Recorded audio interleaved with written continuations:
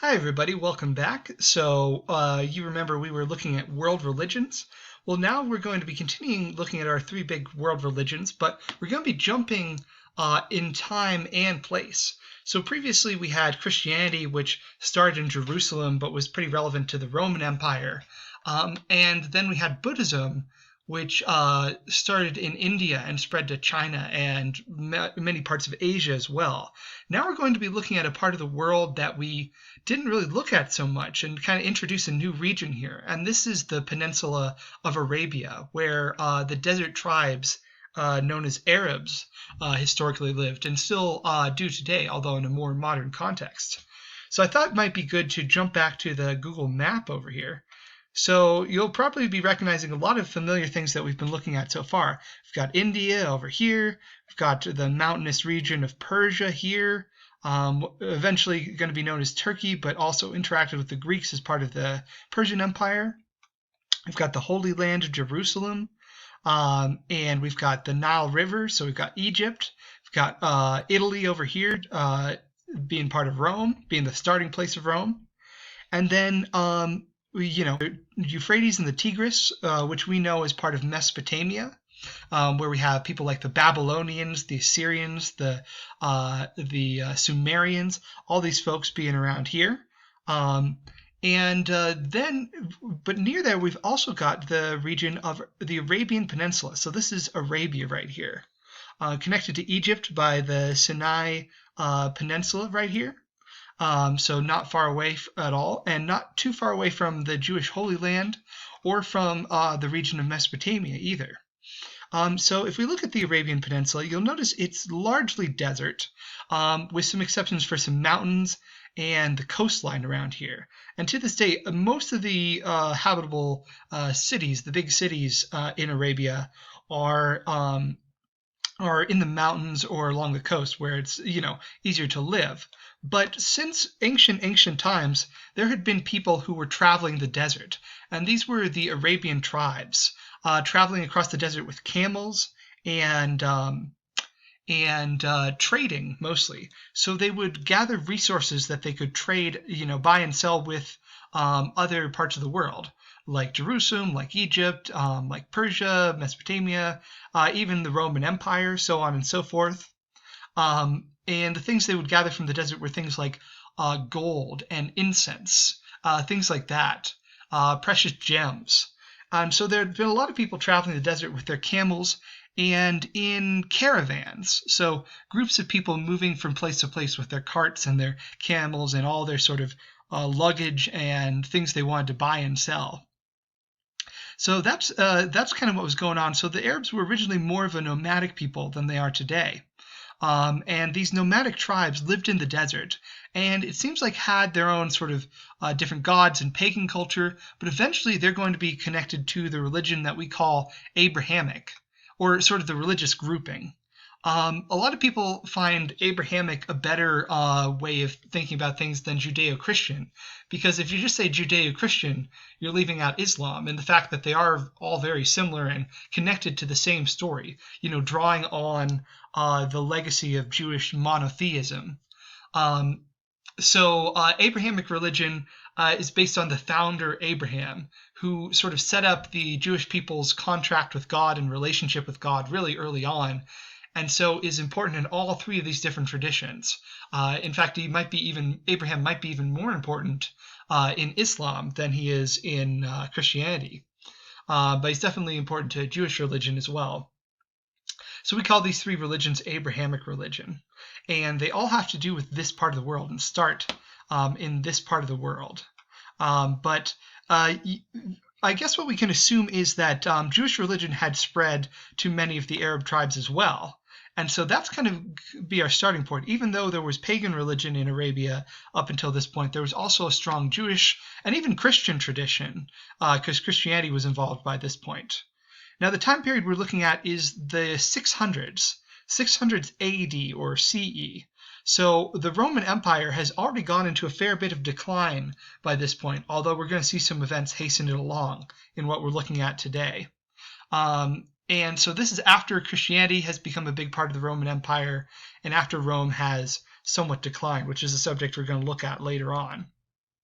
For contrast, the Christianity, started in the year around the 30s CE and became really popular in the Roman Empire in the 300s, and then Buddhism was around the 300s, 300s BC in India, so way before that. So probably the earliest of our world religions. Okay, so let's go to the 600s AD. Okay. As you can see, there were a lot of different tribes in the Arabian Peninsula here traveling through the desert. We don't need to remember them all, but just important to remember there was a sort of diverse group of different peoples who we could talk about all the different cultural movements there. But they all sort of shared Arabian culture, and that's how they sort of thought of themselves as Arabs. Okay. So the two most important cities in Arabia for our purposes are going to be Medina and Mecca, which are both extremely important to the story of Islam. Mecca is going to become known as the Islamic holy site. Jerusalem being important as well, and Medina being important, but Mecca the most important of all. And as you can see, they would be right in the mountainous regions here. Okay, so let's talk about Muhammad, who is the founder of Islamic religion. So Muhammad was one of these Arab traders traveling in a caravan, involved in all of these sort of merchant practices, trading goods. So he was all involved in that life. But he also had a tendency to go out into the desert and pray. He seems to be familiar with Abrahamic religion even before that, familiar with it through Judaism and Christianity. And it's the God of Abrahamic religion that gives him a revelation. So Muhammad is outside in the desert, but specifically visiting a cave known as Hira today, which is a holy site today. And while he's meditating and praying to God in this cave, he receives a revelation from God, specifically through the angel Gabriel, known as Jibril in Islam. And Gabriel says, I have a message from God. God is going to tell people how to live, and you are going to be the one who spreads this message to the world. So at first, Muhammad doesn't know, if he's the right person for this. So he devotes himself to increased prayer and spiritual practice. He tries to make his own life better and listen and do what God says one should do and live the way God says one should live. And once he's sort of satisfied that he is living the way God should live and that he is worthy to spread this message, after 3 years, he starts preaching the message. He starts telling other people about what God wants and sharing this message. So he becomes a prophet, and Islam would say the final prophet to the Islamic tribes. A prophet being not so much someone who predicts the future, but someone who has a message from God. That's the sort of standard way of thinking about it in Judaism and Islam, that the prophets are those who speak for God. And so Muhammad speaks for God to the people. He basically just tells everyone what God told him. But this becomes controversial. In Mecca, he finds that he and his followers are exiled. They are told to leave the city because the authorities there don't like what they're saying. So he goes to the city of Medina instead, which was also known as Yathrib. And this pilgrimage, or this traveling to Medina, is still commemorated by Muslims today, which are followers of Islam. But the good news for Muhammad is that he is able to come back to Mecca. Specifically, he comes back with allies. He comes back with an army of people who are his friends and his believers, and they are able to actually come back to Mecca from Medina and take over Mecca. And they make Mecca the holy site for Islam. They establish the new religion as the city's religion, and it becomes very important in the region. And by the time that Muhammad died, which was 632, so I guess really we're starting with 610 is when Muhammad has his revelation, but 632 is where he's able to make it an important part of the city as well. 632 is when Muhammad dies, and by that time most of Arabia had already converted to Islam.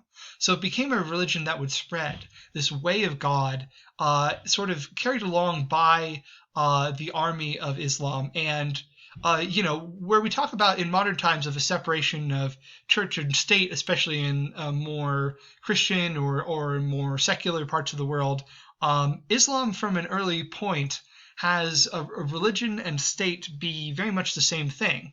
Muhammad is a leader of Mecca, and he's also the leader of the religion as well. And the people who come after him are going to continue that. But that's not all of what Islam is about. Islam seems to be also about a way to live.